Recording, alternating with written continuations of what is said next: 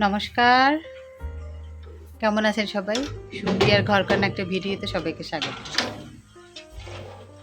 আজকে জানেন আমি প্রচুর ঘুমিয়েছি, প্রচুর মানে প্রচুর। 7টার সময় ঘুম থেকে উঠছি, যেটা ইতিহাসে প্রথমবার। দেরি করে উঠলে কিন্তু আমারই কষ্ট, কারণ সব কাজ আমার করতে হয়, টাইম চেঞ্জ হয়ে যায়।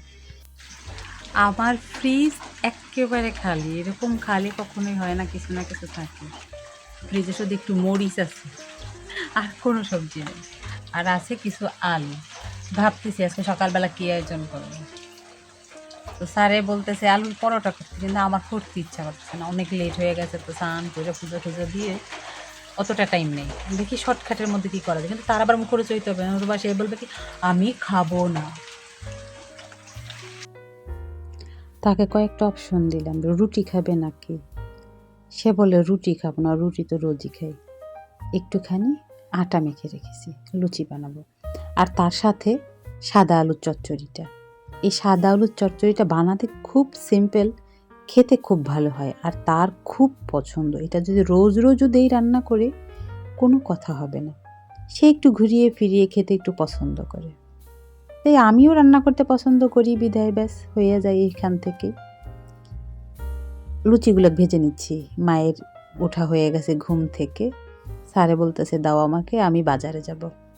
তার আবার লুচিগুলোকে একটু ফুলকো ফুলকো না হলে হয় না, কি যেন কেমন যেন হচ্ছে, সম্পূর্ণটা ফুলতেছে না। আমারও ভালো লাগে না সম্পূর্ণটা না ফুললে। অনেকেই আছে আমরা জানি যে লুচিটা ছিঁড়ে খাবো, কিন্তু তারপরেও ফুলকো না হলে ভালো লাগে না, গোল না হলে ভালো লাগে না। এখন থেকে কয়েক বছর আগে কিন্তু আমি লুচি বেলতেই পারতাম না। লুচি না, শুধু রুটিও বেলতে পারতাম না। আটা যে সিদ্ধ করতে হয় সেটাও করতে পারতাম না। যখন এখানে প্রথমবার বানিয়েছিলাম, তখন আমার ননদ ছিল, তার কাছে আমি ভ্যাবাচেকা খেয়ে গেছিলাম, কারণ সে রুটি বানানোতে খুব ওস্তাদ ছিল, আর আমি তখন জানতামই না। সেই থেকে পণ করেছিলাম, আর এখন আমারটা কেমন হয় আপনারা দেখেই বলবেন।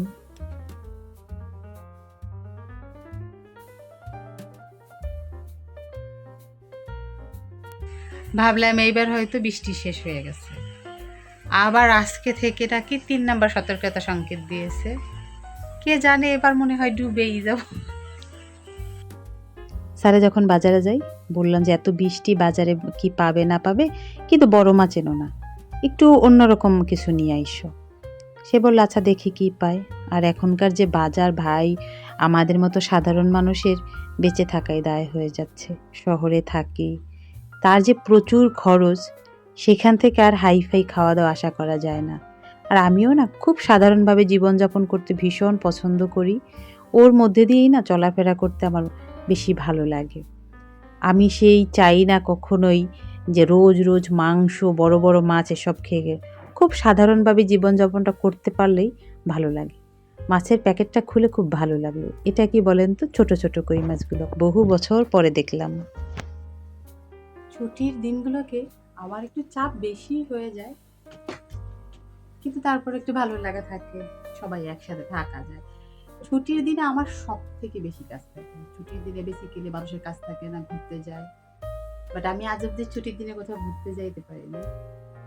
যদি কোথাও যেতেও হয়, রান্না বান্না করে যাও, মাকে খাইয়ে যাও, সেই কোথাও যেতে যেতে 1:30-2টো বেজে যায়। আবার সেখানে গিয়েও না খাওয়া দাওয়া করে আবার চলে আসতে, এই জন্য আমার যেতে ভালো লাগে না। দেন খুব মিস করতেছি, কোথাও একটু যেতে পারতাম 2-3 দিনের জন্য।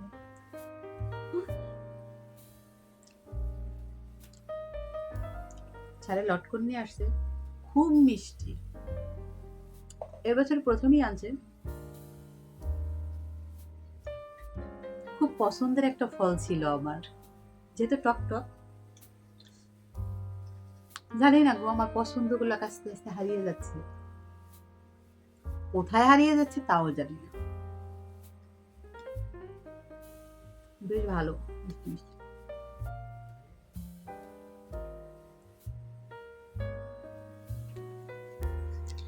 মা ছেলে দুজনে দুপুরে ভাত খাইয়া দারুণ ঘুম দিছে, আর আমি এতগুলি লটকন খাইছি বসে বসে। যতটুকু আনছে সবটাই আমি খেয়ে ফেলতে পারি। লটকন খাওয়ার পর মুখের মধ্যে না কেমন যেন একটু লাগে, একটু লবণ মুখের মধ্যে দিলে আবার সেটা ফ্রেশ হয়ে যায়। আমার কিছু কাজ আছে, কাজগুলো করবো এখন।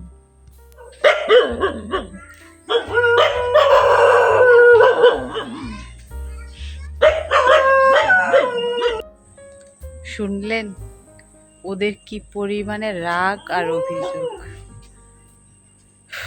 একেবারেই তো ঘরবন্দি আমি, 3টা রুম, রান্নাঘর ছাড়া আর তো কোথাও যাওয়া হচ্ছে না।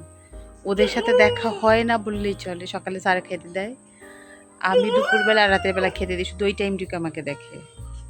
এরপরে ওরা এখানে এসে থাকে, কারণ ওই পাশটা পুরো জলে ভরে গেছে। ভীষণ খারাপ লাগতেছে। হয়তো আমি ওদের ভাষা বুঝতেছি না, ওরা এভাবে কখনো ডাকাডাকি করে না। অপরিচিত কেউ আসলে এরকম করে, মানে সব অভিযোগ। মাঝে মাঝে আমাদের দরজার সামনে বসতো, মা এটা আবার পছন্দ করে না, ঘরের ভিতরে যাওয়াটা। আয় এদিকে আয় আয় আয় বিস্কিট দেবো আয় আয় আয় পুচু আয় আয়। আমার এই ডাকটা ওদের ভীষণ চেনা, যে আমি কোন টাইমে ডাকাটা ডাকি, খাওয়ার দেওয়ার সময় ডাকাটা ডাকি। আমিও ওদের মিস করতেছিলাম বিধে আমি আসলাম। আমিও বিরক্ত হয়ে গেছি ওদের জন্য, সত্যি কথা বলছি। আর এত বৃষ্টি আর নেওয়া যায় না। বৃষ্টি ভালোবাসি, তার মানে যে এরকম সেটা না।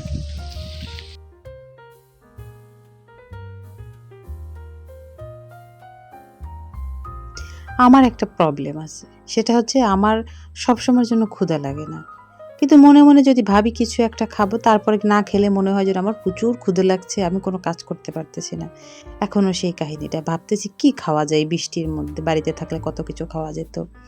আর এই বৃষ্টির দিন হলে যেন আমার ছোট ভাইয়ের কথা বেশি মনে পড়ে।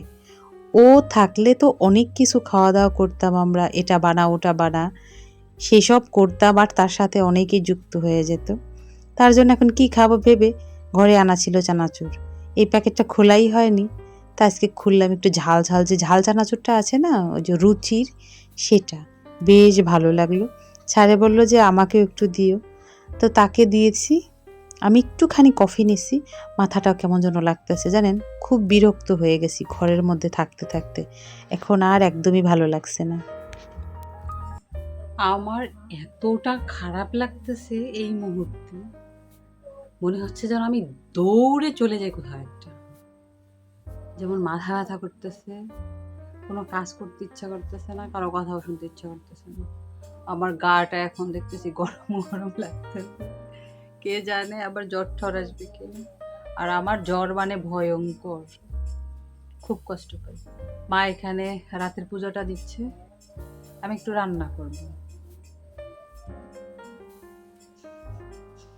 রান্নাও করতে ইচ্ছা করতেছে না। আমার মনে হয় এখন আমার একটা হাউস হেল্প দরকার এই মুহূর্তে। এরপরে আবার যখন লাগবে না তখন আবার পাঠাইয়া দেবে, আমার মনে হইতেছে। দুপুরে অনেক কিছু রান্না বান্না হয়েছে। আমি একটু সাধারণ খাবার দাবার খেতে বেশি ভালো লাগে, মশলা কম থাকা যে রান্নাগুলো হয় সেগুলো করতেও ভালোবাসি। স্যারে নিয়ে আসছিল পাট শাক, তো দুপুরবেলা পাট শাক করতে পারিনি, একটুখানি ডাল সিদ্ধ করা ছিল। তাই আমার মনে হলো যে পাট শাক ডাল দিয়ে রান্না করে, আমাদের বাড়িতে তো রান্না করতো রসুন দিয়ে, এখানে তো সেটা সম্ভব না। আমি কালা জিরা আর কাঁচামরিচ দিয়ে রান্না করলাম, ভাতও বসিয়ে দিছি। এই বৃষ্টি মামা আর কতদিন যে ভুগাবে বুঝতেই পারতেছি না, বিরক্ত হয়ে গেছি। আমি একা না, আমার এখানকার আশপাশের সবাই বিরক্ত হয়ে গেছে। যাই হোক, রাতের খাবারটা হেভি হয়েছে, কারণ আমার পছন্দের একটা খাবার দিয়ে আমি খেয়েছি। এটা রান্না করা খুব ইজি, পাট শাক দিয়ে ডাল দিয়ে। খেতে এত ভালো হয়েছে, ওরা পছন্দ করে না, ওরা এভাবে পাট শাক দিয়ে ডাল দিয়ে খায় না। আমার শাশুড়ি কোনোদিনই খায়নি, তারপর একটুখানি দিয়েছি, দেখলাম ভালোই খেয়েছে। যাই হোক, সারাদিনের যুদ্ধ শেষ, একটু ফ্রেশ হব। চলুন তাহলে ভিডিওটা আজকের মতো এখানেই শেষ করছি। ভালো লেগে থাকলে অবশ্যই একটা লাইক করে দেবেন, আর ভিডিও সম্পর্কে কিছু জানার থাকলে অবশ্যই কমেন্ট করে জানাবেন। সবাই সুস্থ থাকবেন, ভালো থাকবেন, সাবধানে থাকবেন।